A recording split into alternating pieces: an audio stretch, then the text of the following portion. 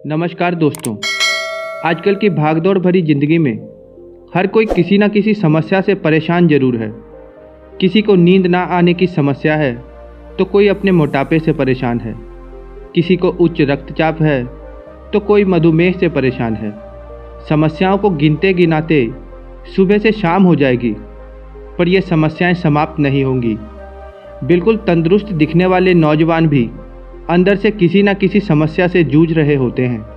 क्या आपने कभी ये जानने की कोशिश की है कि लोग इतनी कम उम्र में ही आखिर बीमारी के शिकार कैसे हो जाते हैं, जबकि आजकल लगभग सभी लोग अपनी मनपसंद का ही खाना खाते हैं, पर फिर भी वो बीमार क्यों हो जाते हैं?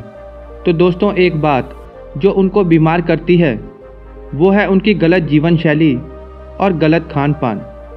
दोस्तों, आज की वीडियो में हम आपको बताएंगे कि कैसे आप अपने खान पान और जीवन शैली में थोड़े हल्के फुल्के से बदलाव करके अपने आप को लंबे समय तक स्वस्थ और तंदुरुस्त रख सकते हैं। इससे पहले कि हम आगे बढ़ें, कृपया नीचे कमेंट बॉक्स में अपनी उम्र जरूर लिख दें। दोस्तों, हमारे ऋषि मुनियों ने हजारों वर्ष पहले ही मानव शरीर की संरचना को बहुत अच्छे से समझ लिया था। इसलिए उस समय के लोग ना के बराबर बीमार पड़ते थे।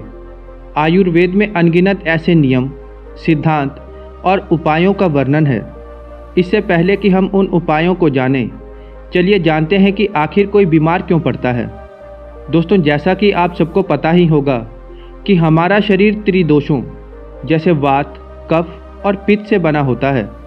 अगर इनमें से किसी का भी संतुलन बिगड़ जाए तो ये शरीर को रोगी बना देते हैं।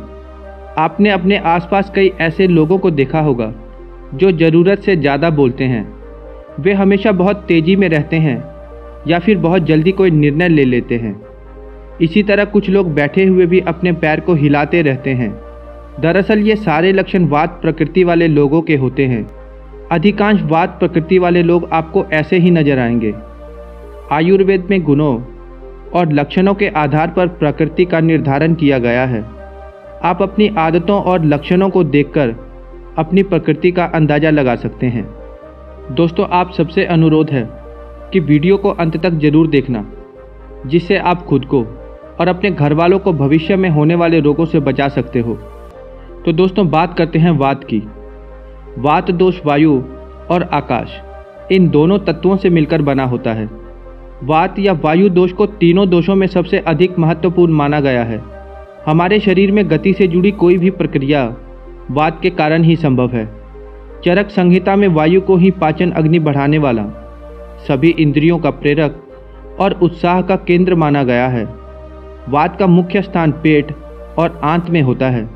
शरीर में इनके निवास स्थानों और अलग कामों के आधार पर वात को 5 भागों में बांटा गया है: प्राण, उदान, समान, व्यान और अपान। आयुर्वेद के अनुसार सिर्फ वात के प्रकोप से होने वाले रोगों की संख्या ही 80 के करीब है। आयुर्वेद की दृष्टि से किसी भी व्यक्ति के स्वास्थ्य और रोगों के इलाज में उसकी प्रकृति का विशेष योगदान रहता है। इसी प्रकृति के आधार पर ही रोगी को उसके अनुकूल खान पान और औषधि की सलाह दी जाती है। वात दोष के गुणों के आधार पर ही वात प्रकृति के लक्षण नजर आते हैं, जैसे कि भारी आवाज़, नींद की कमी, दुबलापन और त्वचा में रूखापन। शीतलता गुण के कारण ठंडी चीज़ों को सहन न कर पाना, जाड़ों में होने वाले रोगों की चपेट में जल्दी आना, शरीर कांपना जैसे लक्षण होते हैं। इसी तरह सिर के बालों, नाखूनों, दांत, मुंह और हाथों पैरों में रूखापन भी वात प्रकृति वाले लोगों के लक्षण होते हैं। स्वभाव की बात की जाए तो वात प्रकृति वाले लोग बहुत जल्दी कोई निर्णय ले लेते हैं। बहुत जल्दी गुस्सा होना या चिढ़ जाना, ये वात प्रकृति वाले लोगों का स्वभाव होता है। वात प्रकृति वाले लोगों को घी, तेल और फैट वाली चीज़ों का सेवन अच्छे से करना चाहिए। अनाज में गेहूँ, तिल, अदरक, लहसुन और गुड़ से बनी चीज़ों का सेवन भी अच्छा माना जाता है। नमकीन, छाछ, मक्खन, ताज़ा पनीर, उबला हुआ गाय के दूध का सेवन भी कर सकते हैं। वात प्रकृति वाले लोगों को बाजरा, जौ, मक्का, ब्राउन राइस आदि से परहेज करना चाहिए। किसी भी तरह की गोभी, जैसे कि पत्ता गोभी, फूल गोभी, इनसे भी उनको परहेज करना चाहिए। जाड़ों के दिनों में ठंडे पेय जैसे कि cold coffee, black T, green tea, फलों के जूस आदि का कम से कम उपयोग करना चाहिए। नाशपाती और कच्चे केले का सेवन ना के बराबर करना चाहिए। दोस्तों, अब बात करते हैं पित्त दोष की। पित्त दोष बढ़ने पर कई तरह के लक्षण देखने को मिल सकते हैं, जैसे पेट और सीने में जलन महसूस होना, अपच, कब्ज और एसिडिटी की समस्या। इसके अलावा अत्यधिक पसीना आना, नींद ना आना, शरीर से बदबू आना, गुस्सा आना, त्वचा पर दाने निकलना, ये पित्त दोष के लक्षण होते हैं। हालांकि पित्त दोष को आप अपनी डाइट में सुधार करके संतुलित कर सकते हैं।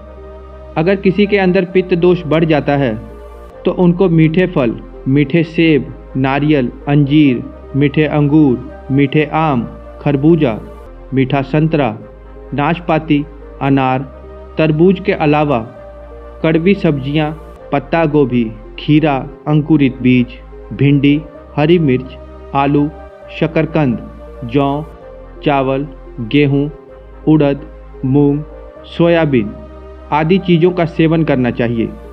इसके साथ ही पित्त दोष का असंतुलन होने पर कई चीज़ों से परहेज करने की ज़रूरत होती है।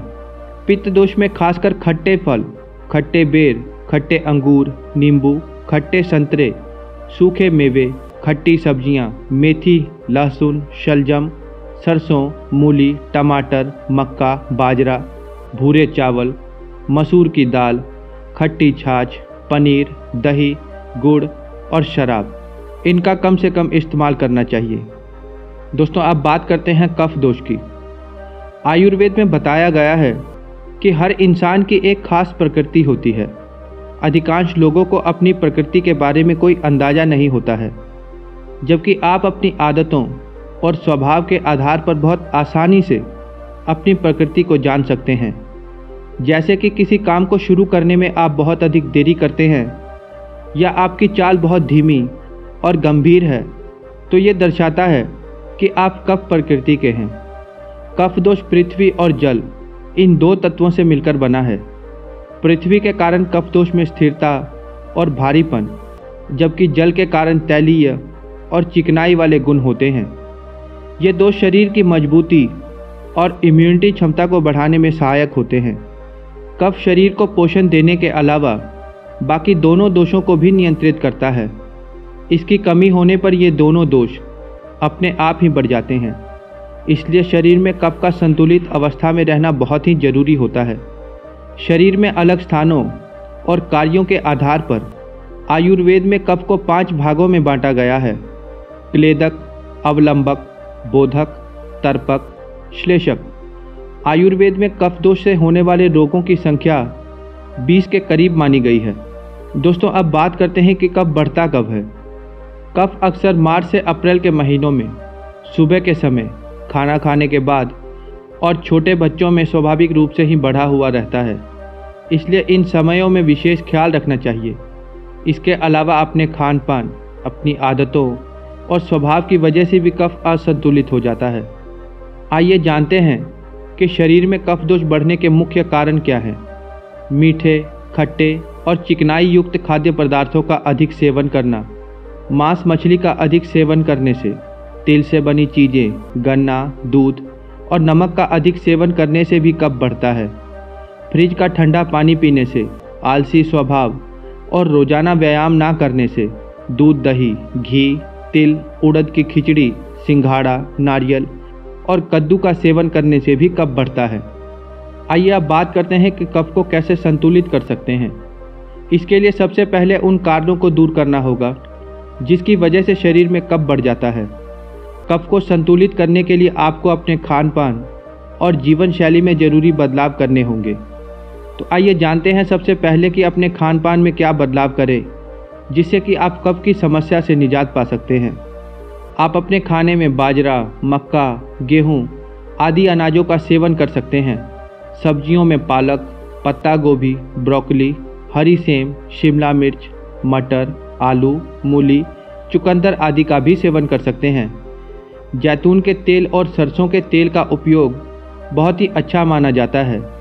छाछ और पनीर का उपयोग भी कर सकते हैं।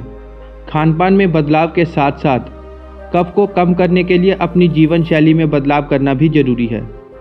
कफ की समस्या को दूर करने के लिए तेल से शरीर की मसाज करें, गुनगुने पानी से नहाएं, प्रतिदिन कुछ देर धूप में टहलें, रोज व्यायाम करें, बहुत अधिक चिंता न करें, देर रात तक जागने से बचें, रोजाना की दिनचर्या में बदलाव लाएं, ज़्यादा आराम पसंद जिंदगी ना बिताएं, बल्कि कुछ न कुछ करते रहें।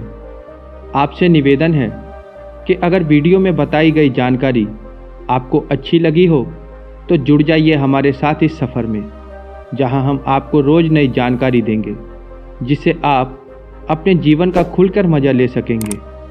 आपने यहाँ तक हमारा साथ दिया, इसके लिए आपका बहुत बहुत धन्यवाद।